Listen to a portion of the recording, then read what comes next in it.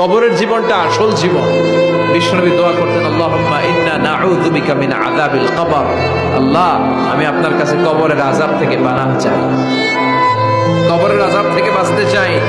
এই কবরের মধ্যে অনেক ফিতনা হবে, অনেক সুয়াল হবে। কবরে প্রশ্ন আছে না নাই? কথা বলেন। প্রথম প্রশ্ন জিজ্ঞেস করা হবে, মার রব্বুক, তোমার রব কে? বলেন, আমাদের রব কে?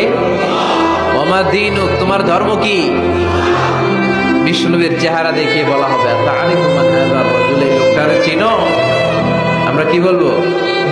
আমরা চিনি, উনি আমাদের প্রিয় রাসূল মুহাম্মদুর রাসূলুল্লাহ সাল্লাল্লাহু আলাইহি ওয়াসাল্লাম। এরপরে জিজ্ঞেস করা হবে, এগুলো কোত্থেকে শিখলা? আমরা বলবো কোরআন থেকে। ফায়ুফসাহু লাহু কবরুহু ৭০ যিরাআন, সুন্দর সুন্দর উত্তর করতে পারলে আপনার কবরটারে ৭০ হাত লম্বা করে দেওয়া হবে।